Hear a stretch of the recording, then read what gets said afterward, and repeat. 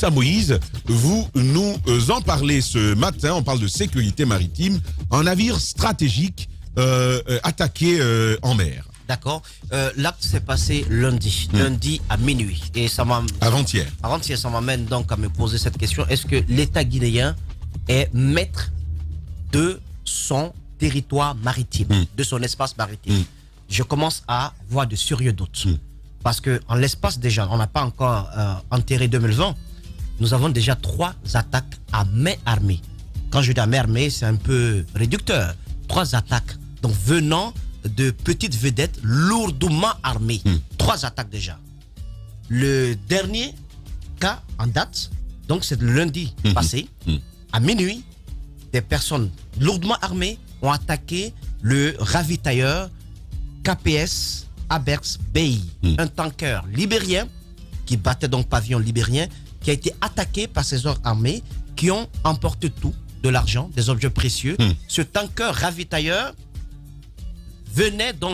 était dans les eaux maritimes guinéennes en rade, et il avait pour mission de ravitailler le navire électrique, le navire thermique d'Al Bayrak, la centrale flottante. Exactement, qui donne le courant électrique à la commune de Kaloum. Donc, ce qui signifie que après cette attaque, il y aura une sorte de ralentissement de la fourniture en fuel, en carburant à ce navire, à cette centrale thermique flottante d'Al Bayrak. Et du coup, ça peut avoir des conséquences sur la fourniture d'électricité de la commune de Kaloum. Ça a été fait de façon assez... C'est une question qui a été posée et résolue de façon stratégique par le pouvoir central.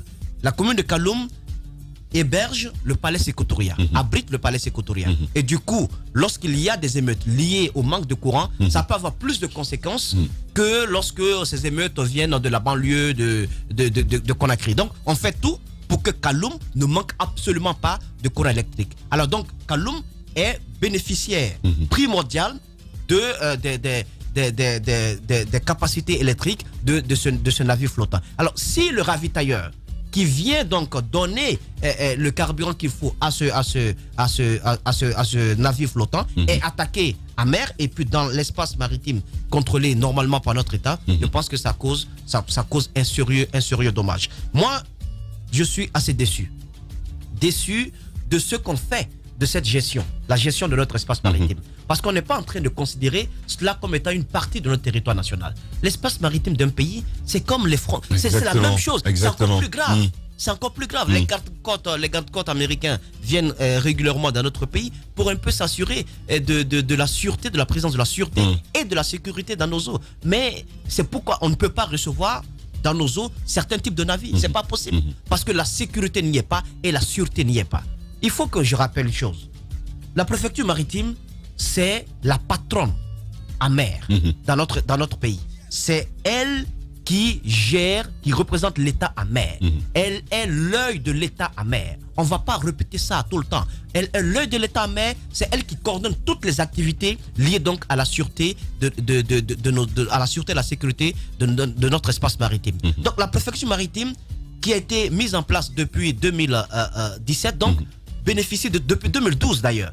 Parce que le réseau sémaphorique dont nous disposons a été demandé par le chef de l'État, le professeur Alpha Condé, depuis 2011. Il a demandé à la France d'aider la Guinée à sécuriser son espace maritime. La Guinée et la France se sont donné la main, ont fait un investissement de près d'1 million d'euros. D'accord. Qui a donc pu permettre l'installation de 2 réseaux sémaphoriques du côté de Tamara et de Konkoudé. Et ces réseaux sémaphoriques sont les vigies de mer. Ce sont des sentinelles du littoral, parce que tout simplement, on les considère comme étant des postes avancés à mer. Donc, ces réseaux sémaphoriques sont également à la disposition de la préfecture maritime. Ces réseaux sémaphoriques, c'est aussi l'œil de l'État à mer. Les guets, les tours de guets qui sont installés sur les différents sémaphores, l'installation électrique qui est là pour permettre, en cas de coupure du secteur, pour permettre au réseau de ne pas s'éteindre. Il y a des installations photovoltaïques qui sont installées, qui sont accompagnées également par des batteries qui sont à côté. Tout cela pour ne pas que l'État perde une seule seconde de surveillance dans son espace maritime. Oui, mais Moussa Moïse, qu'en est-il aujourd'hui? Est-ce que ce navire a obtenu secours de l'État? Non. je vous le dis, je rappelle un peu la présence de ces deux sémaphores pour que vous compreniez qu'à la disposition de la préfecture maritime, il y a tout un arsenal de prévention, mais aussi de réponse en cas d'attaque. De prévention parce que tout simplement, la préfecture maritime dispose des équipements de surveillance, de balayage dans notre espace maritime qui sont qu'on appelle les grandes gueules, qui permettent donc d'identifier les navires, leur approche et aussi échanger avec l'équipage. Donc en matière de prévention, la préfecture maritime est dotée de cet arsenal-là. Donc comment comprendre qu'on ne puisse pas prévoir, qu'on ne puisse pas anticiper une telle attaque lorsque vous avez à votre disposition un arsenal de balayage de l'espace maritime.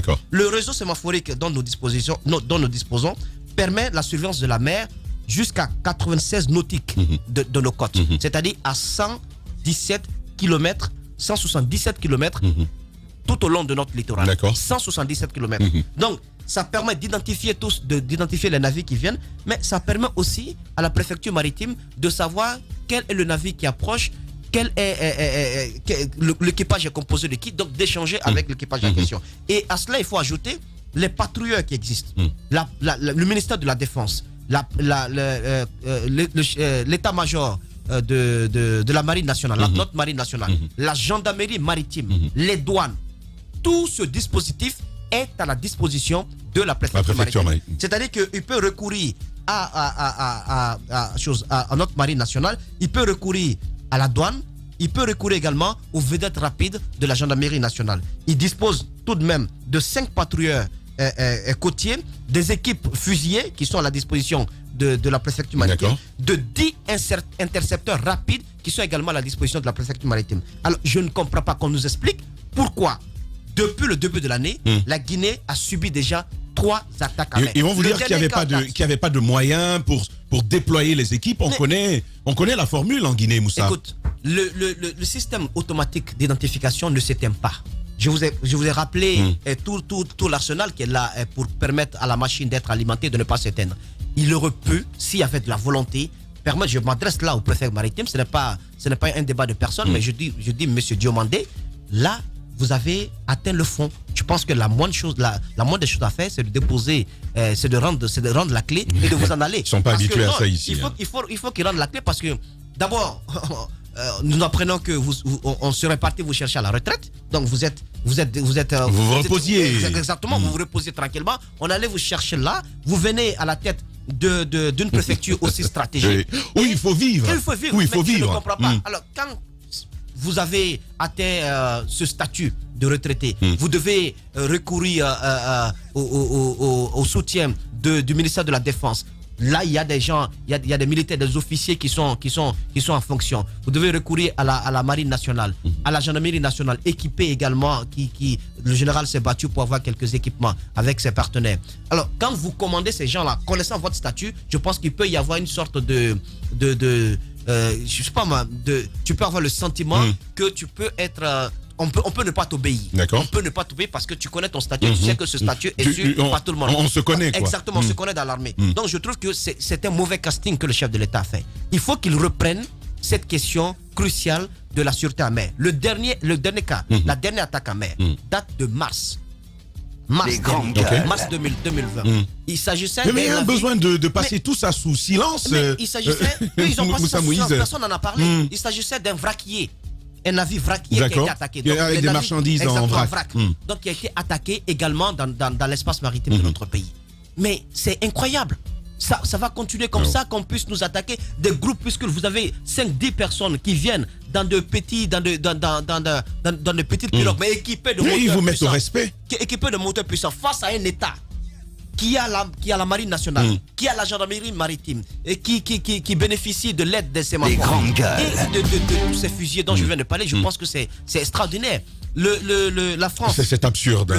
La France plutôt a donné un coup de main à la Guinée en mettant en place ces sémaphores, en équipant ces sémaphores pour que ce soit les yeux de l'État en mer. Mais ça ne fonctionne pas, ça ne marche pas. Parce qu'il n'y a pas de coordination, parce qu'à la préfecture maritime, on dort. Et quand vous agissez comme ça, vous laissez nos eaux dans une insécurité totale, au brigandage, à la piraterie, mais ce sont des notes que la Guinée perd, des notes à l'international. Parce que, encore une fois, la mer est est noté. Les ports sont notés. Très rapidement, Moussa Moïse, au-delà de la protection du trafic maritime sur nos côtes, est-ce que finalement, ça n'engage pas aussi la sécurité, ça n'hypothèque pas la sécurité du territoire guinéen, mais bien finalement. plus. Je pense qu'il faut le marteler, il faut que ce soit entendu. Bien plus. Si des hommes armés, 5-10 personnes, sont capables d'entrer en rade, vers le port autonome de Conakry, pour attaquer de gigantesques bateaux, parce que c'est grand, ils arrivent à attaquer cela, ils montent à bord, ils mettent au respect l'équipage, ils prennent le temps, parce que ça se fait pas en 5 minutes. Ils ont fait 10 minutes ou au moins 20 minutes à bord. Sur notre... mais c'est incroyable. Dans l'espace maritime de notre pays, chez nous. Ils le font, ils finissent, ils partent. Mais je pense qu'il faut nous assimiler un peu à la Somalie. Je comprends bien. Ça veut dire que quelqu'un peut se lever quelque part dans un pays, dire bon, je vais déstabiliser la Guinée en passant par ses eaux, mais la personne peut réussir. Très facile. Mais il faut que les chefs de l'État prennent cette question à bras le corps. Notre espace maritime n'est pas sécurisé. Je vais rappeler qu'en 2019 également, nous avons subi quelques attaques. Je vais citer le navire battant pavillon néerlandais, navire Hans Jens, le 8 août également, le navire, le cargo Anna qui a été également attaqué. Il y a également MSS Santia qui a été également attaqué, un autre cargo. Ces cargos-là, beaucoup battent des pavillons de pays étrangers. Donc ils appartiennent à des groupements. Ce sont des notes que notre pays est en train de dégringoler sur ces notes-là. Ce n'est pas normal. C'est une question de sécurité nationale. Il faut que le chef de l'État prenne cette question à bras le corps. On est en danger. Je pense que on ne peut pas mieux dire ce que Moussa Moïse est en train de décrire, Jacques. On dit que l'argent n'aime pas le bruit, la mer aussi, et comme on dit en vieux français, la Guinée commence à avoir très mauvaise rumeur. Ouais, c'est ça. Oui, c'est ça. Je fais la technique aussi. Oui. Moi, je pense que c'est pas pour une question de notes seulement, mais surtout la sécurité. Parce que ce que nous sommes en train de voir là, c'est un problème d'information. On n'arrive pas à les recenser à temps, on n'arrive pas à les partager, on n'arrive donc pas à préparer la réponse. Je pense plutôt qu'on refuse. De la sécurité je pense qu'on la retient, l'information. À cela. Bon, peut-être. Parce que généralement aussi, lorsque vous avez... Parce que ce que Moussa Moïse décrit. Oui, lorsque vous avez des problèmes sécuritaires comme ça... Oui. Ce sont quand même des bâtiments flottants modernes, sont équipés de systèmes permettant, en cas d'attaque, d'alerter directement la préfecture maritime. Un seul bouton suffit. La préfecture maritime. Mais c'est la réponse. C'est la réponse. Je pense que c'est cela. Les informations peut-être sont donc recueillies parce que j'y ai été une fois et lorsque j'ai eu des échanges sur place avec le personnel, on m'a laissé entendre que la préfecture maritime était à mesure d'alerter sur des cas sur plusieurs kilomètres de Conakry, à plusieurs kilomètres de Conakry. Disons, on est à mesure de voir ce qui se passe même sur les côtes sierra-léonaises, sur les côtes bissau-guinéennes, sur toute l'ensemble autour de nous. Donc il y a cette possibilité. Je pense donc que qu'on a accès à ces informations-là. Maintenant, il faut questionner même au-delà de ce qu'on peut penser. C'est-à-dire que le préfet maritime ne soit pas un homme très actif. Il faut se poser des questions. Est-ce que le système sécuritaire, même au niveau de nos océans, n'est pas infiltré? Parce que c'est généralement ça. Lorsque c'est facilité comme ça, il y a des attaques que vous subissez. Là, on s'attaque. C'est pas pour rien qu'on parle de navires stratégiques. On sait le produit qui est à bord. Donc, généralement, il faut questionner cela. Peut-être que c'est de l'intérieur que les attaques sont organisées. Les gens ne peuvent pas venir facilement comme ça par la mer attaquer un navire stratégique qui doit, n'est-ce pas, donner de l'électricité, parce qu'il s'agit bien de cela, j'ai bien entendu. Je crois qu'à un moment donné, il faut questionner tout ça. On doit être... peut-être qu'on est infiltré. Absolument. Enfin, c'est une hypothèse à envisager. Antoine Kourouma. On n'est pas du tout infiltré. Jacques a lâché le mot. Ça peut venir de l'intérieur. Qu'est-ce qui nous dit que ce n'est pas un truc organisé à l'interne pour nous divertir?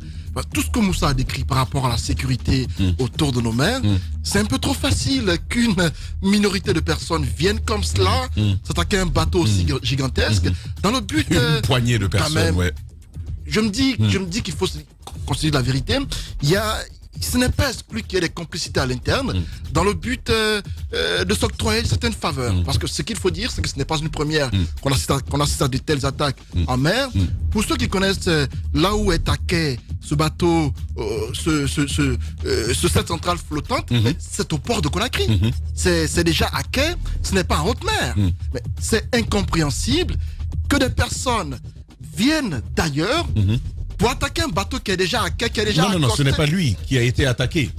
C'est le... ravitailleur. Oui, Voilà. devant le ravitaillement. Je me dis que le bateau n'était pas forcément à distance. Non, pas du tout. C'était Voilà. dans notre espace maritime. C'était dans l'espace maritime. Exactement. Je ne comprends pas comment se fait-il que cela soit possible malgré toutes les dispositions sécuritaires autour des mers de Conakry. C'est à s'interroger.